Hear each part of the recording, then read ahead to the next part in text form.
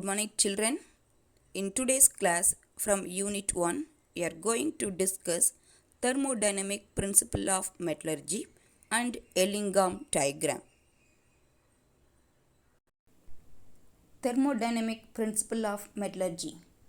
In the last class, we discussed how metals are extracted from their oxides with different reducing agents.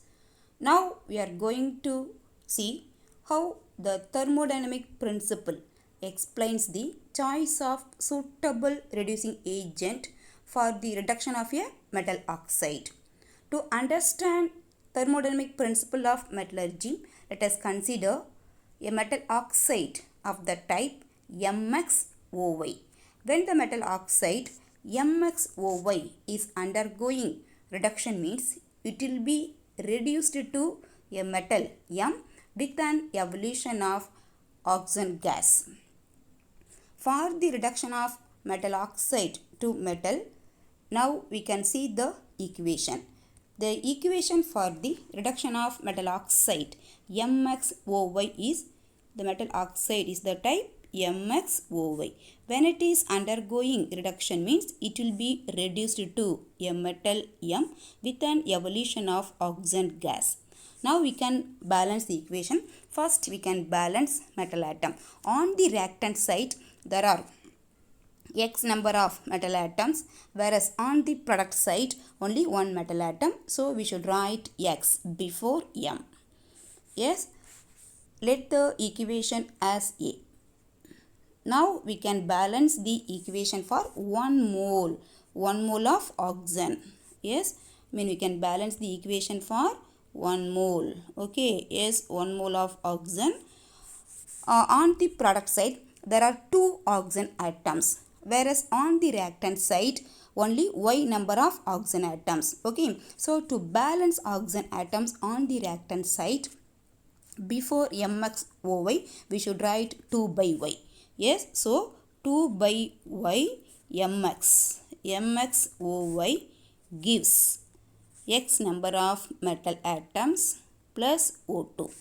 Let it be equation number B. Yes, now we can balance the oxygen atom on the reactant side. Okay, that Y and Y will get cancelled. So there are 2 oxygen atoms. Similarly, on the product side also there are 2 oxygen atoms. Now we can balance metal atoms. On the reactant side there are 2x by Y number of metal atoms, whereas on the product side only X number of metal atoms. Okay children, so to balance metal atoms on the product side, yes, we are writing 2x by Y instead of X, that is cut the number X and write 2x by Y before M on the product side. So the balanced equation is 2 by Y MX OY gives 2x by Y number of metal atoms plus O2. Yes, now we can check the balancing of the equation.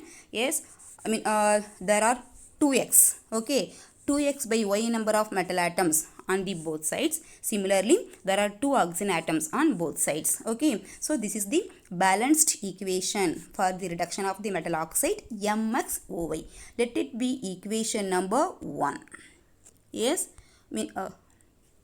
yes, so the balanced equation for the reduction of metal oxide of the type MXOY is 2 by Y MXOY gives 2x by Y M plus O2. Here the metal oxides and the metal are in the solid state. Okay children, oxygen in the gaseous state.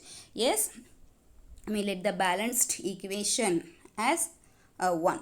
Okay children, yes, the above reduction may be carried out with carbon as the reducing agent. The reducing agent carbon may be oxidized either carbon dioxide or carbon monoxide. We know a substance function as a reducing agent will itself undergo oxidation. So here the carbon may be oxidized to either carbon monoxide or carbon dioxide. If carbon is oxidized to carbon dioxide means the equation for the oxidation of carbon to carbon dioxide is C plus O2 gives CO2. It is a self-balanced equation. Let it be equation number 2. Suppose if carbon is oxidized to carbon monoxide means the balanced equation for the oxidation of carbon to carbon monoxide is 2C plus O2 gives 2CO. Let it be equation number 3. If carbon monoxide is used as a reducing agent means it is oxidized to CO2 gas. The equation for the oxidation of carbon monoxide to carbon dioxide is, this is the balanced equation. Okay, yes, 2CO plus O2 gives 2CO2. Let it be equation number 4. Now we can see how a suitable reducing agent is selected based on the thermodynamic considerations. By interpreting delta G value, a suitable reducing agent is selected. We know that for a spontaneous reaction, the change in free energy, that is the delta G, should be negative. Yes, you had been studied 11th standard in thermodynamic lesson. Yes, we know that for a spontaneous reaction, the change in free energy, that is delta G, should be negative. Therefore, thermodynamically, the reduction of metal oxide, that is equation 1, with a given reducing agent, that is equation 2, 3 or 4, can occur if the free energy change for the coupled reaction is negative.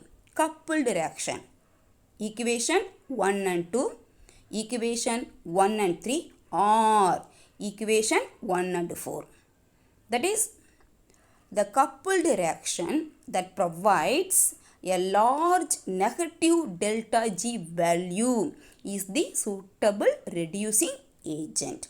Yes, the coupled reaction that provides a large negative delta G value is the suitable reducing agent. Yes, it is clear?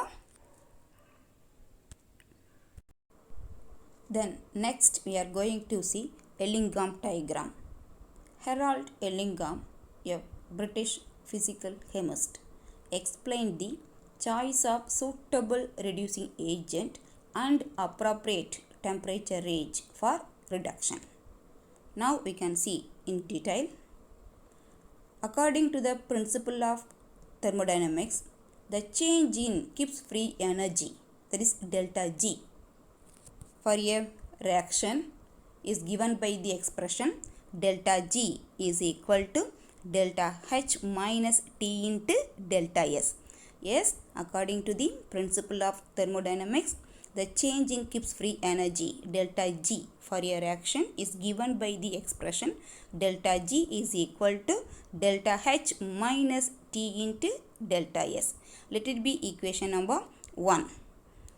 In this expression, delta H is the enthalpy change. T is the temperature in Kelvin and delta S is the entropy change.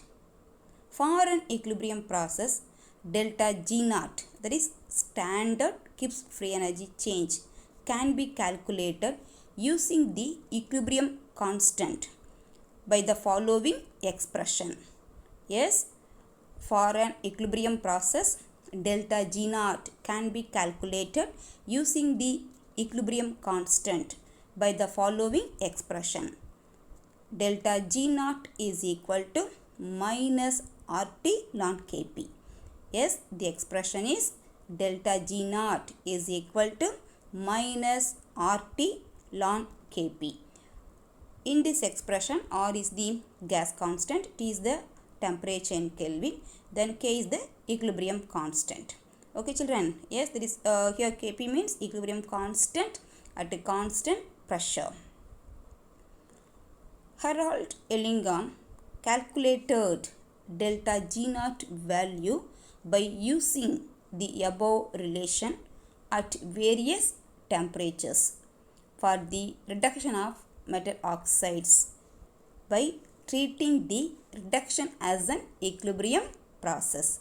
Yes, Ellingham he calculated delta G naught values by using the above expression at various temperatures for the reduction of metal oxides by treating the reduction as an equilibrium process.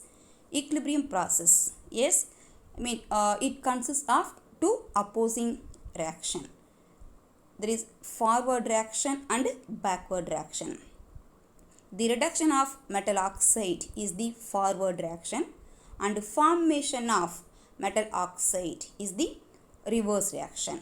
Yes, here he treated the reduction of metal oxide as an equilibrium process and calculated delta G naught values at various temperatures. Then he plotted the values in the form of graph.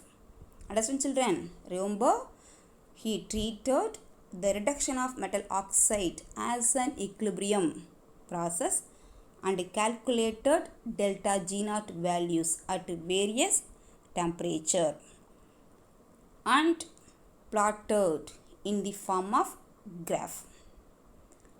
That is, he considered the temperature in the x-axis and the standard free energy change for the formation of metal oxide in y-axis.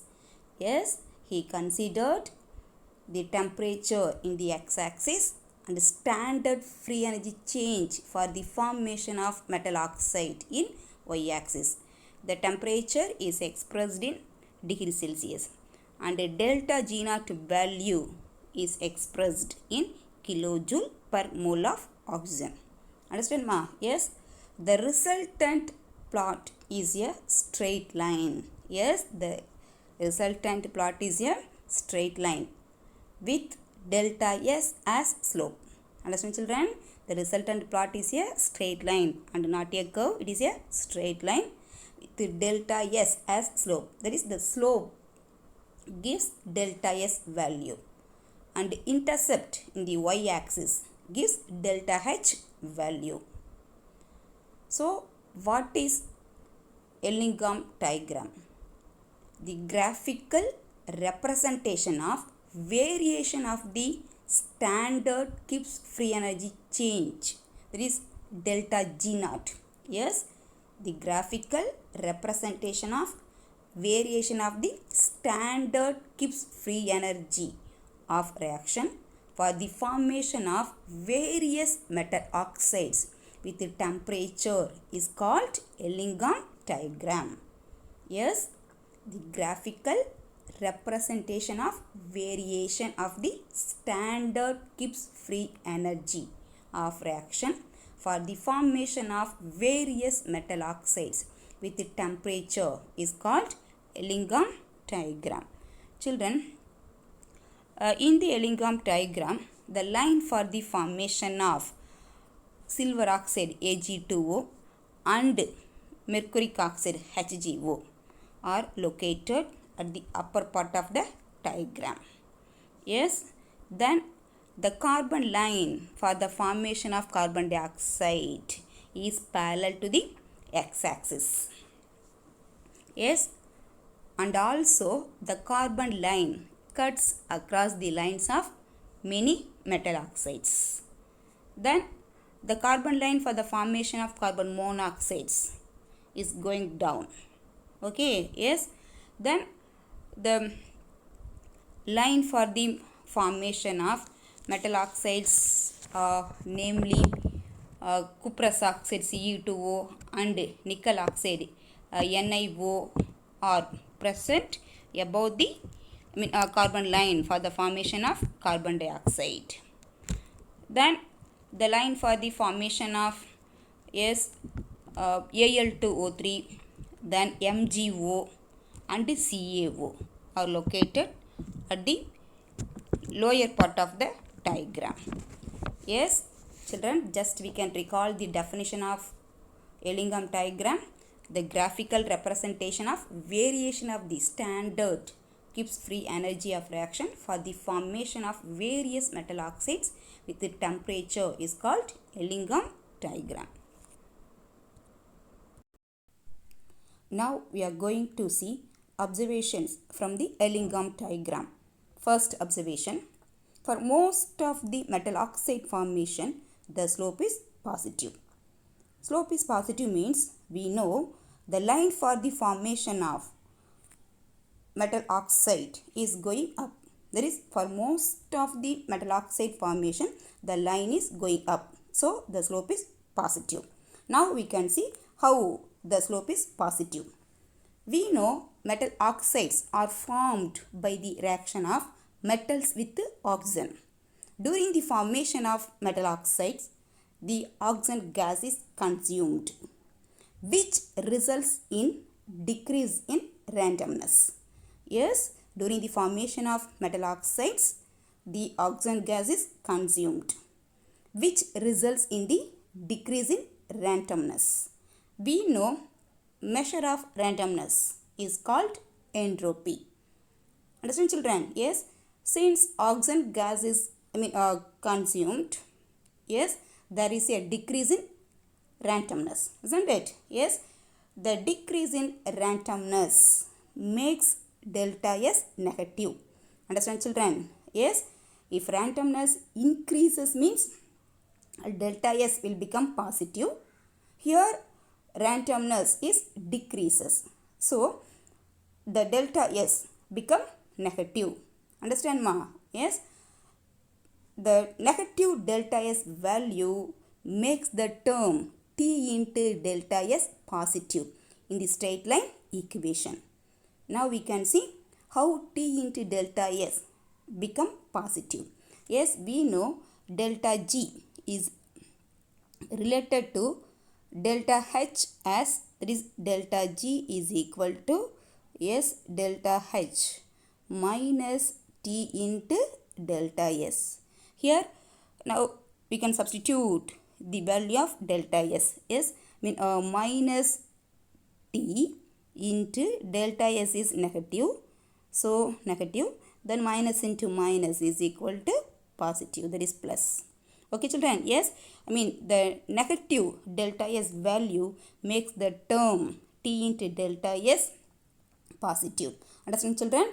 That's why for most of the metal oxide formation, the slope is positive. Second observation, the graph for the formation of carbon monoxide is a straight line with a negative slope. Yes, the graph for the formation of carbon monoxide is a straight line with a negative slope. Children, listen the Ellingham diagram. The red color line is the line for the formation of carbon monoxide. It is going down. So the slope for the formation of carbon monoxide is a negative one. Okay, children? Yes, the slope is negative. Okay, yes. Now we can see how the slope for the formation of carbon monoxide is negative.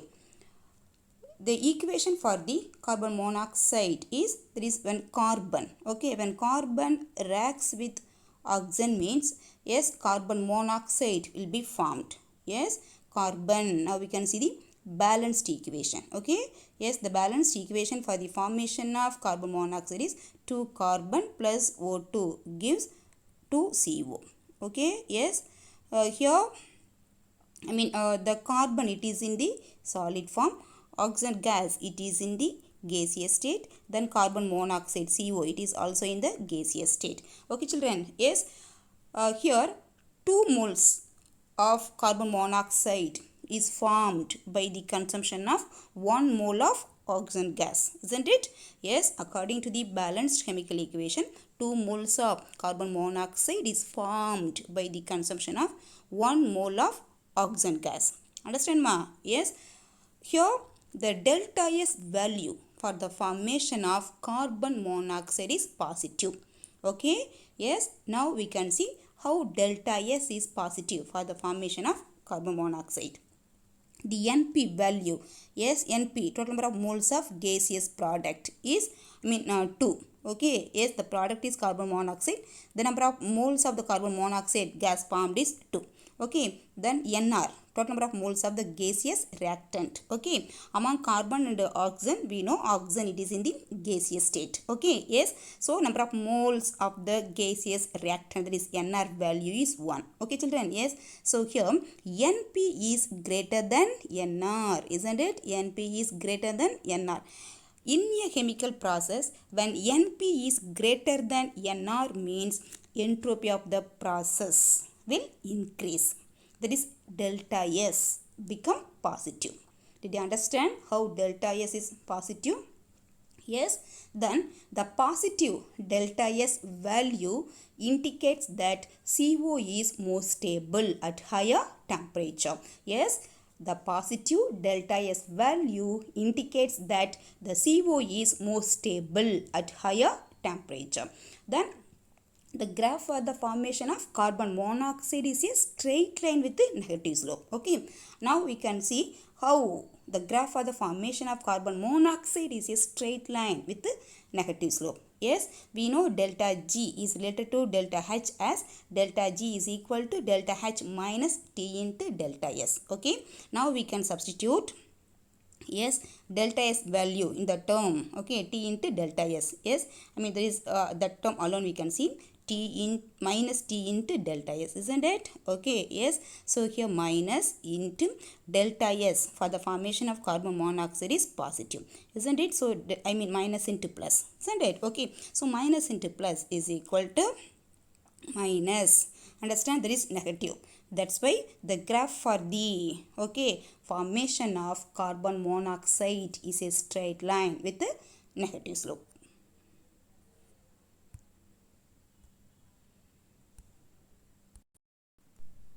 Then the third observation is, as the temperature increases, generally delta G value for the formation of metal oxide become less negative and becomes 0 at a particular temperature. Children, see the Ellingham diagram. Yes, the Ellingham diagram is drawn by taking temperature in the x-axis and delta G value in the y-axis. Yes, so as the temperature increases means the delta G value for the formation of metal oxides decreases, isn't it?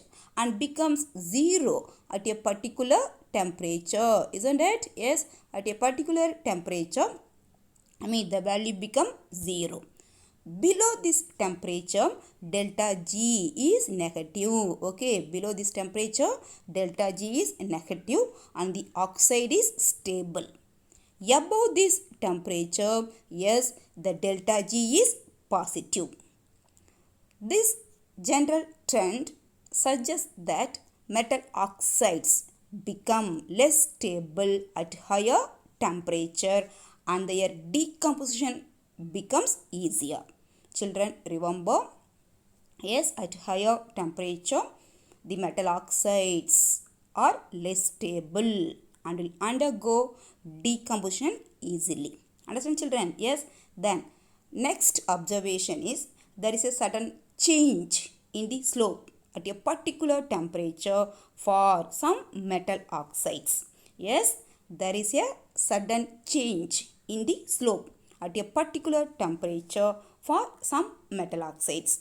Example, mercuric oxide. Okay, MgO. Yes, listen the line for the formation of mercuric oxide. Okay, yes, there is a sudden change in the slope. Okay, similarly, there is a sudden change in the slope for the formation of magnesium oxide. Okay, yes, this is due to phase transition. Understand, ma? Yes, there is a sudden change in the slope at a particular temperature for some metal oxides. Example, mercuric oxide, that is HgO, and magnesium oxide, MgO. This is due to phase transition. That's all the observations from the Ellingham diagram. One of the expected 5 mark questions. At the same time, you will be asked 1 mark and 2 mark questions from the observations. Now we are going to see applications of the Elingham diagram. We know Elingham diagram help us to select a suitable reducing agent and appropriate temperature range for reduction. The reduction of a metal oxide to its metal can be considered as a competition between the element used for reduction and the metal to combine with oxygen. If the metal oxide is more stable, then oxygen remains with the metal. And if the oxide of the element used for reduction is more stable, then the oxygen from the metal oxide combines with elements used for the reduction. First application. From the Elingham diagram, we can infer the relative stability of different metal oxides at a given temperature. For example, Elingham diagram for the formation of silver oxide Ag2O and mercuric oxide HgO is at upper part of the diagram, and their decomposition temperature are 600 and 700 Kelvin. It indicates that these oxides are unstable at moderate temperature. Yes, listen the Elingham diagram. See the graph. Elingham diagram for the formation of Ag2O. Okay, children. Yes. The Elingham diagram for the formation of Ag2O. Yes, we know. This is the line for the formation of Ag2O and HgO. Okay. Yes, this is the line for the formation of HgO. Okay. Yes. The line for the formation of Ag2O and HgO is at upper part of the diagram, and their decomposition temperatures are 600 and 700 Kelvin respectively. It indicates that these oxides are unstable at moderate temperatures.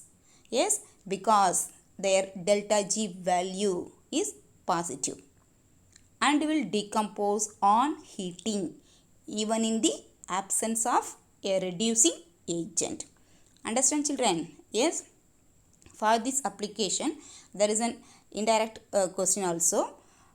Reduction of Ag2O and HgO not required reducing agent. Why? Now we are going to see how Elingham diagram is used to predict thermodynamic feasibility of reduction of oxides of one metal by another metal. Any metal can reduce the oxides of other metals that are located above it in the diagram. Here it refers metal. That is, if the metal oxide is located above the metal means the metal will reduce the metal oxide, or if the metal is located below the metal oxide line means it will be more stable. That is, the metal will be more stable and will reduce the metal oxide. Understand, children? Yes. Now we can see one example. The Elingham diagram for the formation of chromium oxide.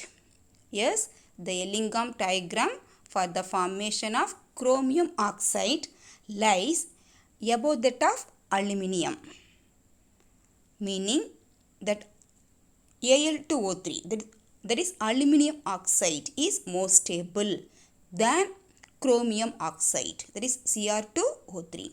Yes, listen the Elingham diagram, children. Yes, this is the line. Okay, yes, this is the line for the formation of chromium oxide. Okay, yes, then this is the line for the formation of aluminium oxide. Here the aluminium is located below the line of the chromium oxide. So what's the meaning? Yes, Al2O3 is more stable than Cr2O3. Yes, therefore Aluminium will reduce chromium oxide to chromium. Understand children? Already we saw under aluminothermite process. That is, yes, the last class we discussed. Okay, the reduction of chromium oxide, that is chromic oxide to chromium by aluminium. Okay ma? Yes. Since the line for the formation of aluminum oxide is located below the line for the formation of chromium oxide in the Ellingham diagram, aluminum can be used as a reducing agent for the reduction of the chromic oxide. Okay ma? Yes. But aluminum cannot be used to reduce the oxides of magnesium and calcium, because the line for the formation of magnesium oxide and calcium oxide are present below the line of aluminium. Okay. Yes. Yes, this is the line for the formation of calcium oxide, then this is the line for the formation of magnesium oxide. Okay. Yes, these two lines are present below the line of the aluminium. So aluminium cannot be used as a reducing agent for the reduction of oxides of magnesium and calcium. Understand children? Yes. One of the expected 2-mark question. The question is, aluminum reduces chromium oxide, but it does not reduce magnesium oxide and calcium oxide. Reason out. Then next application, the carbon line cuts across the lines of many metal oxides, and hence it can reduce all those metal oxides at sufficiently high temperature. Children, yes, this is the carbon line. Okay. Yes, carbon line. Yes, this is the carbon line for the formation of carbon dioxide, we know. Yes. Then this is the carbon line, this red color. Okay. Yes, the red color line is the carbon line for the formation of carbon monoxide. Understand ma? Yes. Let us analyze thermodynamically favorable conditions for the reduction of iron oxide by carbon. Yes, now we are going to see the thermodynamically favorable conditions for the reduction of iron oxide by carbon. Yes, the Ellingham diagram for the formation of FeO. Yes, this is the Ellingham diagram. Okay, for the formation of FeO. Then the Ellingham diagram for the formation of CO from carbon is the red color line, isn't it? Yes, the Ellingham diagram for the formation of FeO and CO intersects around 1000 Kelvin. Okay. Yes, at this temperature there is around 1000 Kelvin, there is at 973 Kelvin. Okay. Yes, 973 Kelvin means around 1000 Kelvin. Okay children. Yes, so the Ellingham diagram for the formation of FeO and CO intersects around 1000 Kelvin. Below this temperature, the carbon line lies above the iron line, isn't it?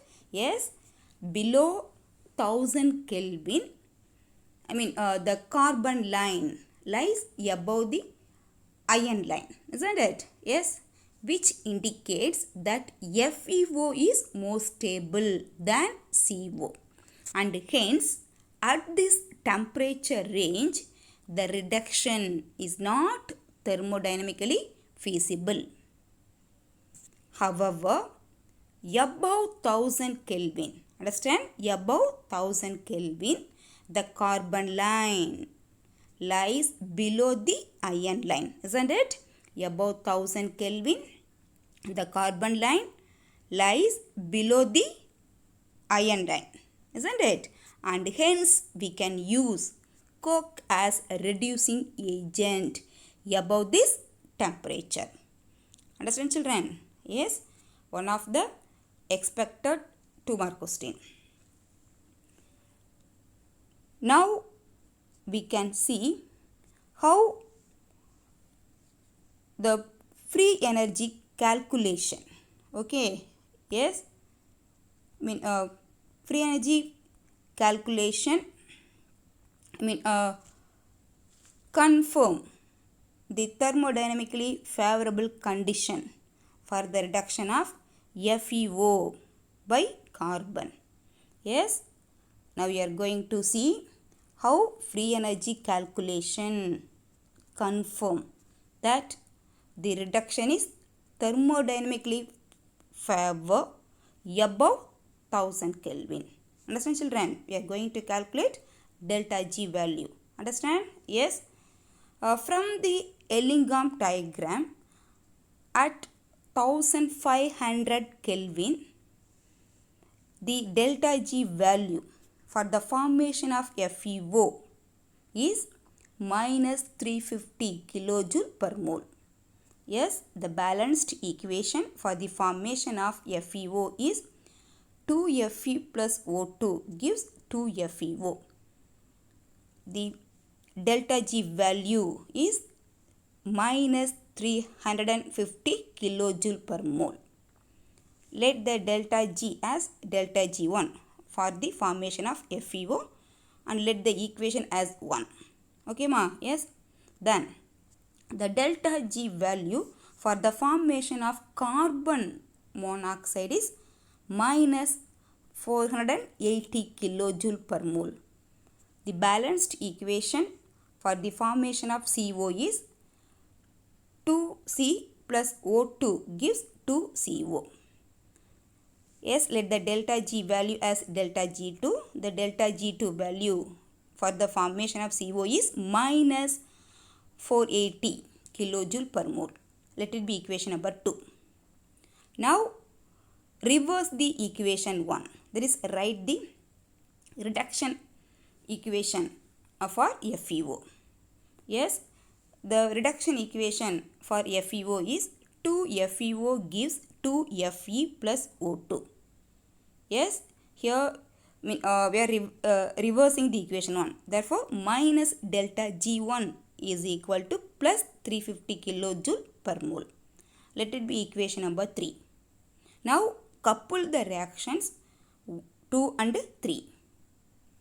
Yes, already we discussed coupled reaction that provides high, negative delta G value is the suitable reducing agent. Understand, children? Yes. So, now couple the reactions 2 and 3. When we couple the equation 2 and 3 means, yes, the oxygen, will get cancelled. So, the net equation is 2FeO plus 2C gives 2Fe plus 2CO. And the delta G value is minus 130 kilojoule per mole.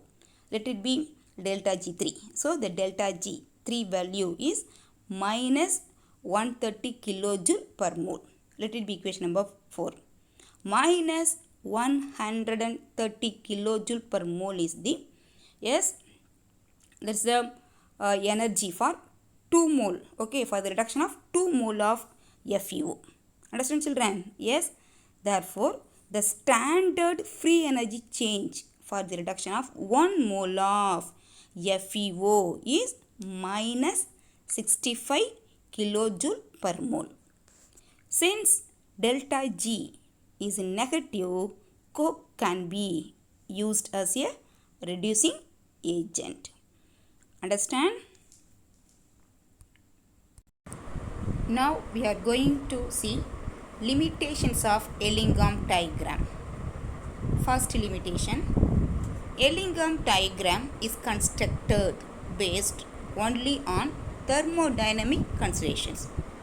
It gives information about the thermodynamic feasibility of a reaction, but it does not tell anything about the rate of the reaction. Moreover, it does not give any idea about the possibility of other reactions that might be taking place.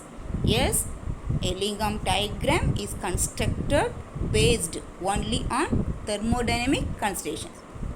It gives information about the thermodynamic feasibility of a reaction, but it does not tell anything about the rate of the reaction. Moreover, it does not give any idea about the possibility of other reactions that might be taking place. Then, the feasibility of reduction is explained by introducing delta G, by assuming that the reactants are in equilibrium with the products, but which is not always true. So the second limitation is the interpretation of delta G is based on the assumption that the reactants are in equilibrium with the products, which is not always true. An important 3-mark question.